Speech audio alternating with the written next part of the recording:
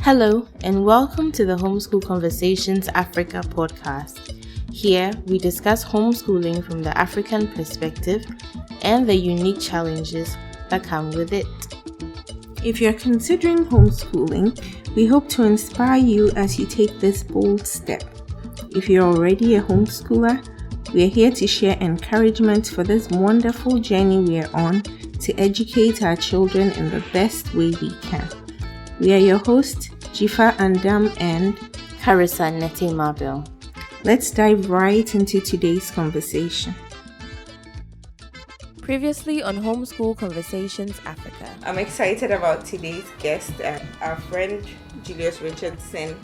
He's a gifted classical pianist. I've made a determination that you could educate a great thief.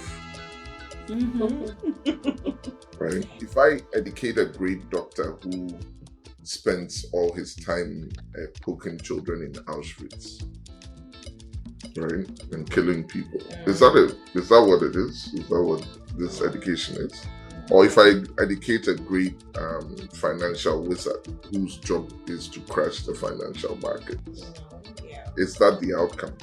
Okay, music kind of helps everybody realize that we're trying to do something more than just being brilliant. We're trying to make this, everything is supposed to be beautiful in the sound that we're creating. So it transcends what we do academically. And for most people, I'm getting an education, and when we educate everybody, we'll finally be a good society. No. It's that true. Yeah. So you need all of those aspects as well. I think this does that. Another question I had was, so most of us were not necessarily exposed to classical music. In fact, some of us don't even know what really know what it is or see what the value is. So how do you build a love for it? Like because as you said, as a parent, you have to model some of these things. Otherwise, your children simply not take it. So how do you, as a parent, develop an interest for music, especially for classical music and other forms of good music? Right. My introduction to music was mostly classical, like I told you about my dad. But I think most kids are already introduced to this already if they're watching cartoons. Because Disney is framed around the orchestra. All the sounds you hear in Disney, Tom and Jerry. right? Tom and Jerry was my favorite. Tom and Jerry had no words. It was the music together with the imagery that got you to understand the message. And so hopefully most of our kids love it, they just don't know they love it. And most of us love it, we just don't know we love it.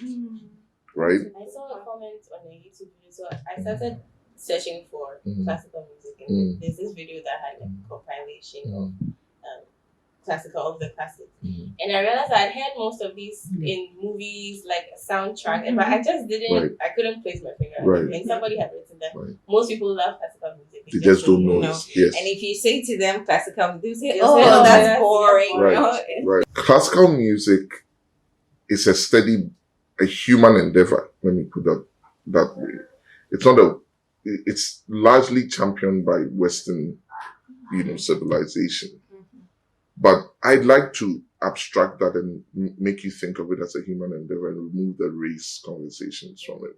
Because some people just limit themselves, say, this is a white man's thing, it's not a... And I say, you are missing it.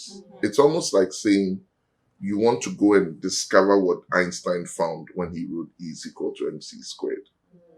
So classical music has been dealing with human emotion, because that's what it tries to define. Classical music is a study of that human emotion. The other day I was playing for friends a piece. I said, what do you think the composer was thinking when he composed it? And he didn't say any words. They all said the same thing. This is scary. And I said, yes, that's what it's meant to do. The fact that they all agreed, right, means that this is a study into something really deep. And therefore, if you understand that's what it is, and that playing with it, for us, our music is always on the high. We're very, except for our dirges, right? But we're not even a curious society enough to find what else could we do to create this emotion? Because people can compose music that draws you to tears. Yeah. And they can create music that makes you so excited and on a high. And it's amazing that somebody can do that.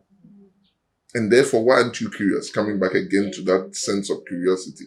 So your journey in that is to realize that this is an endless dictionary that you can add to and create, whatever that makes you feel cool. I was coming here, I was listening to El Clue on my way. I didn't, somebody was messing around in traffic. I was just looking at him saying, well, you have a nice day. I was in the mood and I wasn't going to be detracted from it.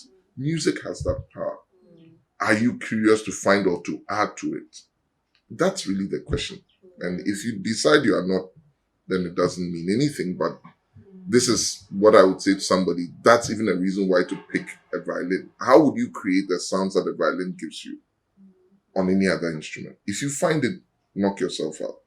But the fact that somebody's created it and people are adding things to it till this very day, and that I can participate in it, I'm not going to tell any kid don't participate in it because it wasn't from your grandfather. That's a very myopic sense of life. You've got to kind of be curious, and it feeds into that mindset. I would say listen to your music a lot. Don't only skew it. I mean, I have students who did piano to the highest grades, initial grades, grade 8. And yeah, he's in Yale playing gospel piano. And when I hear him play, my mind is blown. The chord structures. And he says, do you see what I'm adding? I'm like, oh, wow. And he's scripting it. And it's accessible to everybody in the world. And it's amazing. The people playing his music, sending him videos saying, I love your music so much. Thank you for sharing this with us. And that's what I'm saying. When life becomes more about collaboration, love, care, joy, just trying to see abundance rather than, what we've been said to. Yeah, the struggle mentality doesn't help. Yeah. Wow. I wanna go back a bit and I just contribute a bit to the question that you asked earlier. So what are some things that we can do to help our children? So Julius was saying, play the music, let them hear it. 5 minutes in the morning, right? We can fit it, like maybe when we are getting ready for our homeschool day to start. There's one school here that uses classical music for their, like in between classes when they are changing rooms. Yes, I heard that. I thought that was really neat. So we can do that. We can, one thing in speaking of exposing the children to music and letting them see it, see it at work, even in our lives and around them. Maybe not all of us can play instruments. I can't play an instrument. I say I play the tambourine. That's an instrument, it's a percussive instrument. Yes. My husband plays the piano a bit, and we've spoken about this. I see he tries. He's not perfect, and the kids even see him struggling, but he tries to sit a couple of times a week behind the piano and just play, just for the joy of it. Yes, and with the children too, we started to, when we have people over, it's not a show off thing at all, because it's not like they are great, but just to encourage them to play. Let us all enjoy. Come and, even if it's Twinkle Twinkle Little Star, come and play it. Let us all enjoy it, and then I feel like it also gives them that exposure. So just little things like that we have to do. What I've seen is when we want to, with homeschoolers, I see that we are trying to break a lot of the stereotype. Yes, a lot of stereotypes, right? And so we have to be intentional about these things. If you just say it and you don't schedule it, you don't plan it. I know that some of it has to be, spontaneous, but we actually have to do these things. Because they don't, well, I don't know about others, they don't come naturally to me. They don't. It does not come naturally to me. Well, to my husband, a bit, like in our house. Oh my gosh, like that's definitely. He plays Handel's Messiah every Sunday morning. The kids can, sing it I'm sure that by the time they are old, it's just like, like, Yeah. Papa, can we play something else this morning? Every Sunday morning, he's a tradition kind of guy. Yeah. But, it's just little things like these. But I think they help. Yeah. And what I realized is little children don't have the prejudices that we have. Sure. So they are able to appreciate things much better than we can. Sure. Sometimes I try to play classical music for my toddler. And she's just like, she dances to it. She enjoys it. I remember one day I played Peter and the Wolf. I've never heard it before myself. I played it for us. And she literally sat there and watched it like from beginning to end. She didn't move an inch. She was just so fascinated by seeing like the orchestra play. And even I was like, how have I not heard of this until now? So, I mean, I'll be very prescriptive. Music is music. And not restricting anybody to what they're hearing. So just make them hear as much. But for them to fall in love with an instrument, that's what I'm telling you, in a very developed world, they'll see people doing that. And what's happened with the children, especially in the children's homes, is once they see others doing it, it almost gives them permission to say this is possible. The goal of doing that is hoping that with time, and we're doing all these videos over the next year or two and posting them online because we have the medium. It always changes their minds when they see somebody they know or somebody very close to them do it. Then they realize, oh, I can do it too. So hopefully with those, that should help. But I think what, Jifa mentioned in terms of I've got an environment and I'm really trying to, I would love, with this platform to put homeschoolers together who play together, because we have that. We have the Accra Youth Symphonietta, and the whole idea is to bring children who play, who are within their community, to have a challenge, get a piece, let's all work together. I think, one, we're giving them the pieces, but sometimes I'm also saying to them, compose something. And yeah, there's students who are, very advanced who are like, yeah, I want to send you an idea. And I'm encouraging them to do so. So they realize, this play thing can work. So yeah, I don't know whether homeschool has, a bigger platform, but if it does, most you have to do a lot to encourage. Yes, we're here in Accra right now, but for any listeners we have, wherever your homeschool community is, I'm sure that if you speak with other parents, you'd find children who a play small concert of sorts, where they get to show their talents. Well, we just did this in Abuja a couple of months ago at the end of the school year. One of the moms organized it. She had all the, a few kids who she knew who played instruments. She just had a little concert in her house, and it was beautiful. It was wonderful. Yeah. I think the next step, what I'm hearing from this conversation here, is also try to create groups where they play together, where they actually, so it's not just individual house concerts. Performance. Yeah, yes. From one home to the other, and they know that, I'm practicing, but somebody will listen to it and they will appreciate me. And I mean, I see that in our communities. They clap for the littlest of, because they're building this ability to stand in front of people to share. It's so scary, but that's the essence. Yeah, that's awesome. So. This conversation has been loaded. Yeah. I know, extremely loaded. Okay, Julius, I think we're getting towards the end of this. I was going to ask you if there was any instrument you'd recommend parents to start their kids on, or even an age, but I don't know, have they kind of been answered? Well, I think that the mindset is possibly 2 instruments, but if you can't, then and the mindset around 2 instruments is, one is a harmony instrument. So if you're studying music theory, they're teaching you how you put, most of us are singing melody at any point in church, but all the other sounds that you're hearing that support that melody is harmony. So some people that I have would be studying a piano, and then they would have a violin, or they'll have a piano, a guitar, a piano, a flute. You've got to kind of give them both. It's the same music though. In fact, the melody instruments are seemingly easier to read from. The piano, you'd have to read all these voices, which are sitting on top of it, and it takes a while. But yeah, that would be the logic. But my take on it would always be, if you could expose them a bit more and then they make a decision.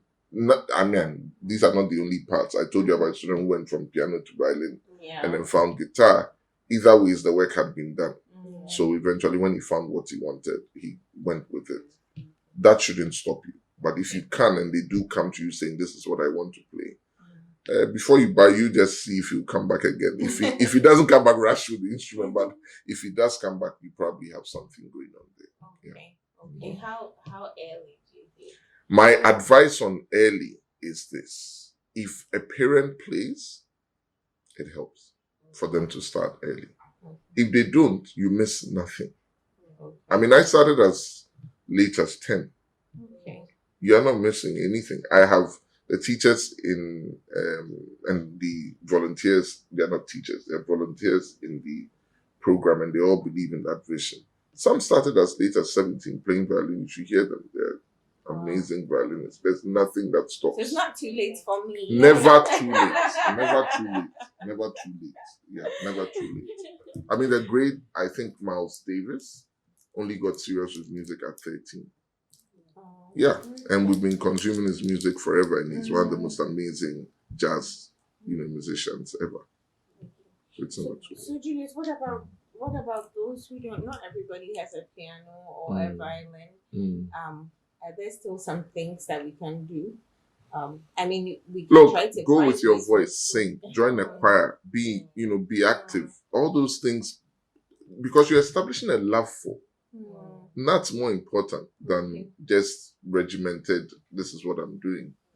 I have a student who played up to grade 8 piano, finished and said, I'm never playing this instrument again, because she was Chinese and apparently her dad, they had this situation, and she said, okay, when I finish this, can I stop playing the piano? Like, yeah, when you get to that point, you won't ever have to play again. And it took years to get her to, unwind from that mindset of pain, even though she was really good.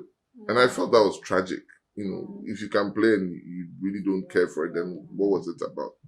So I think it's really essential not to seem to force, but to lovingly kind of edge on and tell them this is an important part of you, and if you can develop it. I mean, ultimately, if people understand, and that's something that we're also discussing about, things that we do repetitively getting written down into our DNA in some way, and then being passed on, right? Then this won't be too much of a chore. We're not playing it because we're going to be the next Beethoven or we're going to be whatever.